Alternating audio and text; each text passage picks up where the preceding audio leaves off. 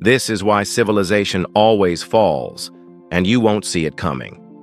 A new book lays out a terrifyingly familiar pattern of human destruction that eerily mirrors our own time. From the collapse of Rome to the fall of the US, there are 6 distinct stages that all civilizations go through before they fall. And guess what? We're living through them right now. Hi everyone, welcome to this channel. The very first stage is called the first there are innovators. This is when a society develops a new technology or a way of doing things that helps their civilization grow and thrive. For the Romans, it was their roads. For the Americans, it was our agricultural technology. The second stage is called migration. As more and more people begin to use this new technology, it spreads to other cultures and often displaces them. The Romans built roads throughout Europe, Africa, and Asia. And in the process, they spread their culture and their language wherever they went. And as the displaced people migrated, they took their innovations with them, which helped to spread it even further. Stage 3 is called Contemplation. This is when people begin to take stock of how much their world has changed and they start to worry about the consequences.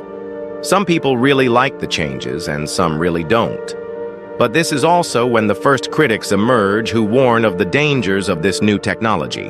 For every innovator, there are naysayers. Stage 4 is called enthusiasm. This is when the critics are silenced by the sheer pace of change. People who try to warn others of the coming disaster are often seen as being too afraid of progress or not understanding it. They're called names like Luddite or Killjoy, and the pace of innovation only grows faster. But eventually, stage 5 arrives, and that's called speculation. By this point, the pace of change has become so rapid and so dramatic that people can no longer keep up. Things get labeled as being too big or too scary or too expensive. The critics come back, and this time they're listened to. And that brings us to the 6th and final stage of any collapsing civilization, which is called depression. When people realize that they can no longer stop the inevitable, they give up. All that energy and effort that was once put into building gets put into defending what little people have left. And that leads to the fall of the civilization. And as I said at the beginning, this pattern repeats itself over and over again. So if you want to know where we are headed, just look back. But the scariest part is that we're not seeing this pattern just in the rise and fall of ancient civilizations.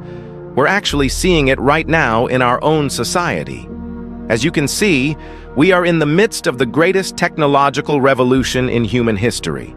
A new digital technology is spreading across the globe and transforming our economy, our culture, our relationships, our work, and our very identity. The question is, what happens next? Will we be the innovators, the migrators, the contemplators, the enthusiasts, the speculators, or the depressives? If you want to know more about the collapse of civilization, stay tuned for more information.